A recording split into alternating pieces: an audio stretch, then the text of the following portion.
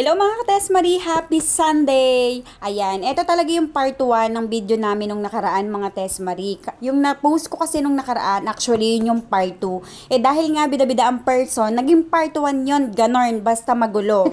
Ito yung mga kaganapan bago kami umalis ni Anton papunta sana sa Yoliland. Ayan, hindi nga tayo mapapakaling mga nanay hanggat hindi natin natatapos ang trabaho natin kahit na nakabihis na tayo at paalis na lang.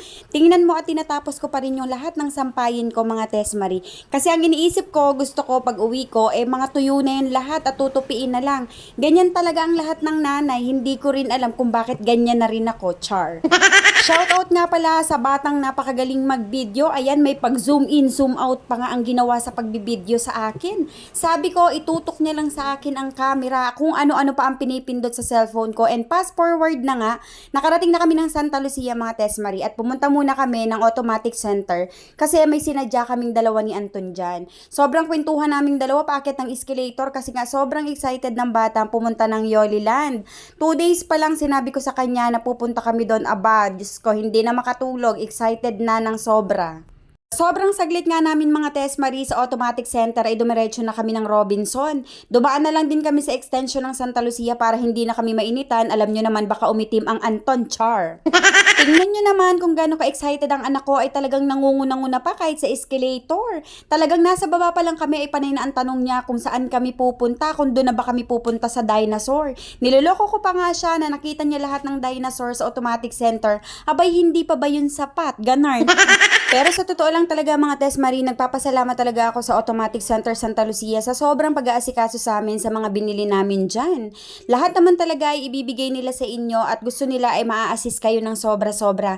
Kaya kung naghahanap kayo ng mga appliances na affordable at talaga namang assist na assist ang gusto ninyo, pumunta po kayo ng Automatic Center Santa Lucia. Talagang lahat ng hinahanap nyo nandun. At bukod sa pulong mga Test Marie ay nakapag-registered na nga kami yan. Ang kinuha ko kay Anton ay 400 pesos good for 2 hours lamang.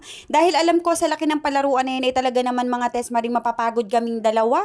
Ang unlimited kasi nila ay worth 500 pesos pero hindi ko kakayanin yung unlimited mga Test Marie. At yan nga, napaka-high-tech nga ng kanilang locker mga Test Marie. Akala ko ay mamamangyan pa ako. Pero hindi naman, natuto din ang person, char.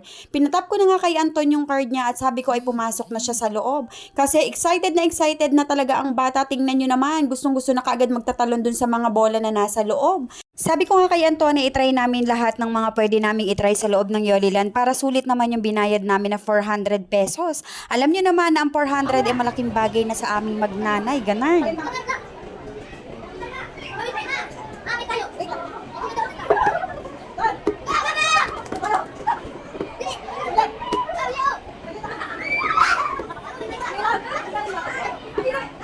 O di ba mga Test Marie, hindi lang bata ang nag-enjoy kapag pumunta kayo ng Yoliland, pati matanda ay mag-i-enjoy din kasi pwede din nyo ding itry yung ibang mga laro dyan. May mga nakasulat naman kung pwede nyong itry o hindi mga Test Marie. Kaya sulit na sulit pa rin po talaga yung pagpunta ninyo dyan, pero siguraduhin po ninyo na parehas kayong may kain. Nakakaisang oras at kalahati pa lang kami mga Test Marie, sobrang pagod na ni Anton kaya lumabas na kami ng Yoliland. Pagka-uwi namin sa bahay, ayan, pina-assemble ko na sa asawa ko yung electric pan na binili ko.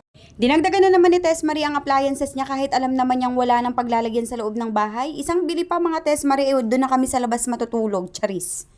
Pero bukod sa pulong mga Test Marie, sobrang init talaga ng panahon. Hindi kinakaya ng mga clip pan ang sobrang init sa gabi. Kaya nga ang ginawa ko ay bumili na naman ako ng isang electric pan na matibay-tibay para naman kahit papaano ay mahangin na ng mga kaluluwa natin kahit hindi na malamig. Grabe pa rin ang energy ni Anton sa paglalaro kahit na nasa bahay pa rin kami. Hindi pa po yan natutulog. Tingnan nyo naman, busy-busy ang tatay at ang kapatid niya sa pag-a-assemble pero siya, busy-busy siya sumakay sa loob ng karton. Adumayan Anton, napakaligalig naman talaga.